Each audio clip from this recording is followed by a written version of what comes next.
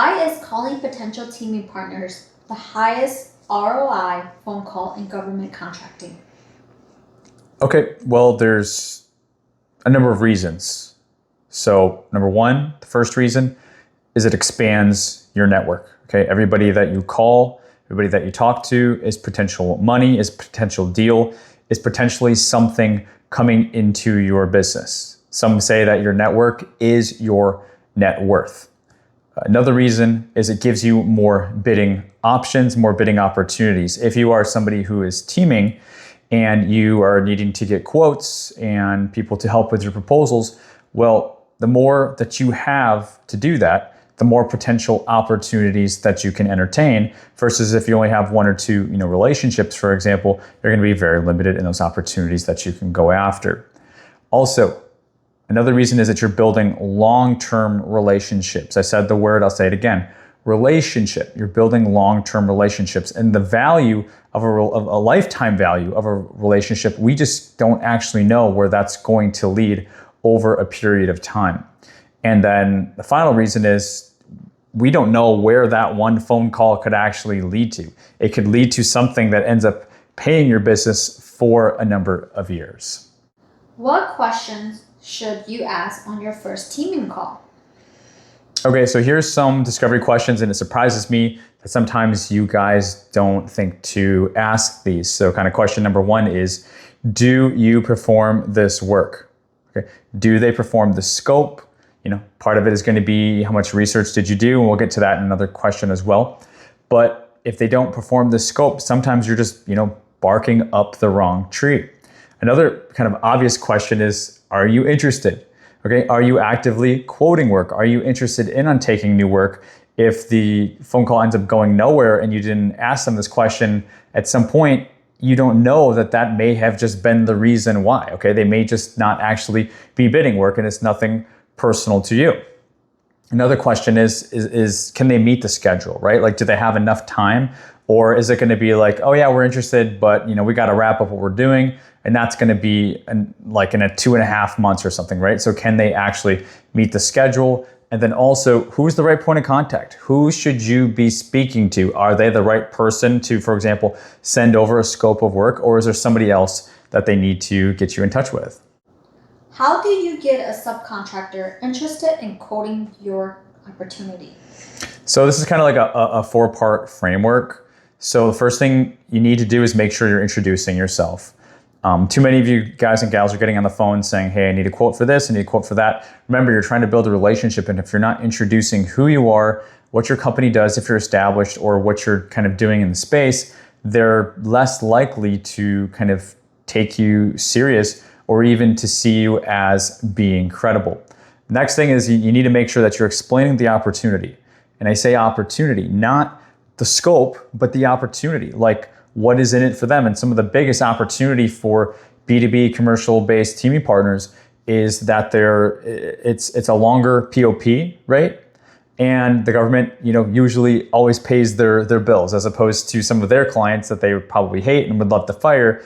Instead, they can have the federal government as a customer who is going to pay and is going to pay for a really long time. So that speaks a lot more to the opportunity. And why are you calling them, right? You're speaking to the relationship. If this is a prime subcontract relationship, you are explaining why you're reaching out to them, what your role is, what you're doing, and what you're looking in a successful partner that may or may not be them, but you're explaining that to them. And then before anything else, you're asking what their interest level is once they have some of this information, before you try to get them to do anything like attend a site visit or quote or work on a proposal with you. Time for the halftime question, where we ask Derek one non-government contracting related question. What's the weirdest job you've ever had? So, okay. The weirdest job I ever had was I was a manager at a jewelry store. This is weird because I'm somewhat colorblind. So, obviously that sense is pretty important if you're going to be in the jewelry and gem business, right? But then kind of the way that I left that job was weird as well, because there was the owner, but then there was kind of like the comptroller, the accountant, if you will. And they were kind of, undermining the owner. And I was being pulled in two separate directions. I only lasted a few weeks before I ended up telling the owner about the undermining that was happening, and he ended up having to let me go. And I'm not sure what happened with that person. But the whole thing was weird from the start of it. And it's just weird if I ever looked at my history that was something that was even part of it, I guess. So that's the weirdest one for me. How do you know which teaming partners are actually worth calling? Okay, so think of this like a checklist. First off, they have to have relevant experience, right? You want to make sure that they have experience doing this in the past. You don't want to be the guinea pig where they're like, oh yeah, we can do this, and they've never done it before. It's really important that they do have experience, and more so business experience than residential experience, I would also say. Next on the checklist, they also perform the work. Okay, we've kind of already touched on this, but obviously you have to make sure that they're not only done this in the past, but they're doing this now, and foreseeably in their business, they're going to continue to do this for a number of years. Now, next, do they have capacity? Because maybe, yes, they have the experience, and maybe, yes, they're doing it, but like I said, maybe their crews are tied up, or maybe it's a season that they're not operating in. So are they doing it now? Do they have capacity, right, to do this now? Another thing now I would look for is how responsive are they? Because it's a bit of a tell to how working with them is going to be. And this really is like a marriage, right? And if they're super slow to get back with you and they're not very responsive, and eventually they do, well, you can probably bet that the rest of the relationship is going to continue to follow that cadence. And if you're under a proposal deadline or you've got a site visit coming up, is that really a relationship, a partner that you're going to want to be on a team with? Now, you do want to be strategic about this. So you do want to make sure that they are also kind of like that long-term fit for not only a teaming partner, but if you're building a database, because we're not just one and done calling, we want people that we can return to and call in future months or even years. So are they going to be a good fit as well as part of our checklist right now for companies that we see worth calling in the future for potential future bid opportunities that may be coming into our pipeline at that time as well? Why do so many teaming calls fail? So there's a number of mistakes. I'll give you a few. The first one is poor preparation. So you kind of rush to make the phone call without really understanding the scope of work yourself. And you don't have to be a subject matter expert. Okay, I tell you guys, you don't have to be the expert in it. That's why you're building the team. But you need to know enough and do enough preparation before getting on the call so that you're not kind of like scaring them off when you're trying to explain it or speak to it. Another mistake is kind of almost the flip side, I guess.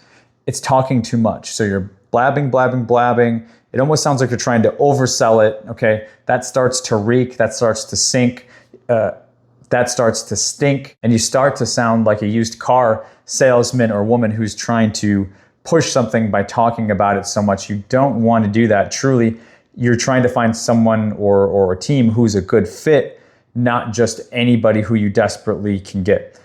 You also don't want to make sure that you're not trying to get too much on the first call, this high ROI call that we're talking about today. And that is like, you're not trying to get pricing, proposal, and buy-in for them to attend the site visit all in one call. Okay, so you want to have a clear call to action. Maybe that's just for them to review the scope, or maybe that's to see if you're in a hurry for the site visit because it's tomorrow, to see if they're interested and they can go and they got to check their team or whatever.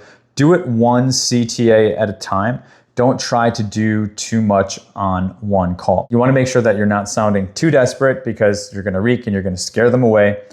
And if you don't have a clear CTA and you're kind of just getting to the end of the call, it's been 25 minutes, 30 minutes, way too long in my opinion, and you're not really guiding them, keeping them on a short leash of what you want them to do, you're not going to efficiently be able to get to that next step, and you're probably going to waste time, and you might not even have enough time to go after the bid. So you want to make sure before you pick up the phone, you have a clear outcome that you're driving the teaming partner to, that you want them to take action on if the call determines that they're a good fit and this is going to work out. So there are some mistakes of things that you don't do that you should be doing, or that you are doing that you probably should stop doing.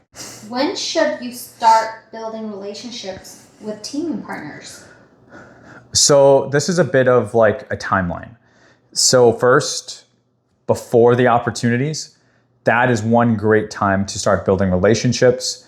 That way, when the opportunity comes out, we can look at even like sources sought stage, pre-solicitation stage, right? That way, when the solicitation comes out and you want to bid on it, they're already rearing to go. And maybe if you get it where they're like, oh, I've already received too many calls, if you get earlier in the stage, maybe you won't be someone who gets left out not getting a quote, right? Because I know some of you guys experienced that. So we can consider that as part of our timeline.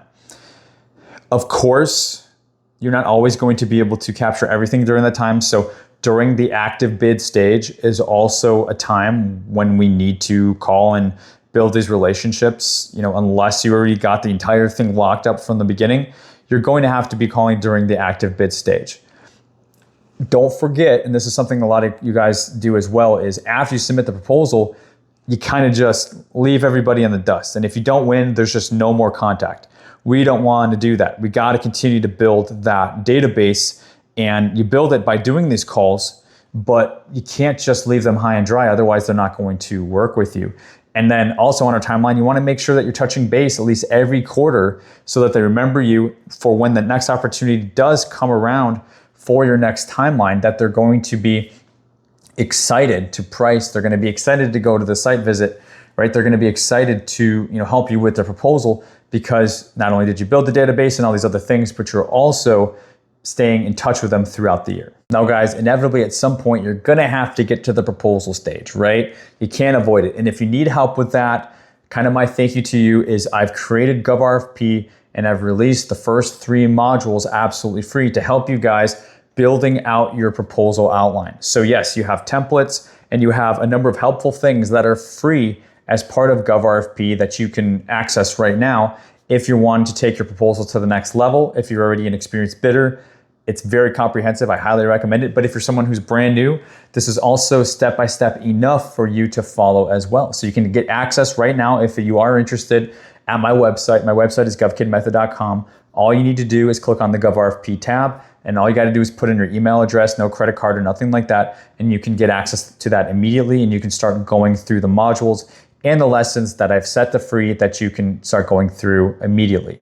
Now, guys, I've done another really important training Q&A style just like this, and that is on the most overlooked feature on sam.gov that could literally be saving you countless hours, okay? The longer you use it, the more it's going to be beneficial to you. And a lot of you guys are missing on this. A lot of you are sleeping on this feature. So I'll go ahead and pull up that training if you want to continue watching here on the GovKidMethod channel. And if you are a new subscriber, comment new down below. And if you've been part of the method for a while, make sure you comment method down below so that we can recognize you as being a community member. So guys, thanks for watching. I hope you got something out of the training today. Go ahead and check out that underused resource on sam.gov that I mentioned, and we'll go ahead and see you in the next one. Thanks for watching.